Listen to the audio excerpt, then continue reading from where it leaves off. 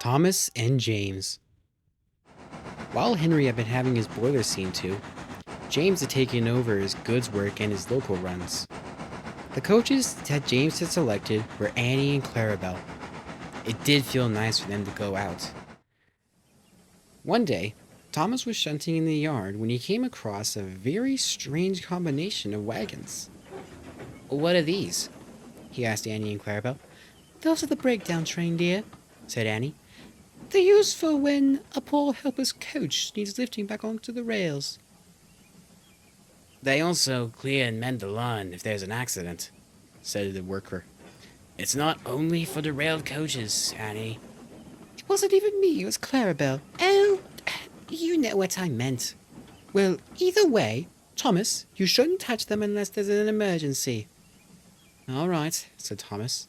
"I won't touch them." Just then, James arrived for the freight train. He screeched to a stop. "Oh!" groaned Thomas as the noise pierced through his smoke box. "You can take more trucks away now, Thomas. I'm ready for my coaches." "You're such a show-off, James," said Annie. Maybe I am," said James. "But just you wait. If I work hard enough, one day the Fat Control will give me my own branch line." Thomas sniffed. "Can you smell something smoky, James? Like a burning smell?" No, not really. Nothing out of the ordinary. Can I just have my trucks taken, please?" James quickly was uncoupled, and he raced off to get Annie and Clarabelle. He took them to the station, and even the passengers commented on a smoky smell. Before coming to Sodor, James had been fitted with wooden brakes, and he had yet to have them replaced. "Cheers, as long as they hold," he said to himself. "As long as they hold."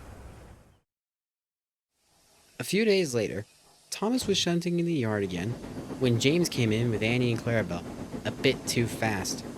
"Oh, hey, James, look out!" yelled Thomas. "Huh? Whoa!" James slammed on his brakes and stopped just sharp of the buffers of a dead-end siding. "Oh, sorry, wasn't paying attention." "Well, you should, James. We could have had an accident." "And then you would have needed these cranes after all," called Thomas. Thomas could smell smoke again. There's that burning. James, do you not smell it? Just get me out of here, quickly!" James quickly reversed and put Annie and Clarabelle on a different siding. And then he ran off to the sheds. Okay, that was just weird, even for him. Yes, I wonder what's bothering him. Maybe it's rotten floorboards in his cap. Whatever the reason, Thomas was determined to get to the bottom of it. He decided to speak to Scott, James's brother. "I'm afraid I can't tell you, Thomas. I don't know."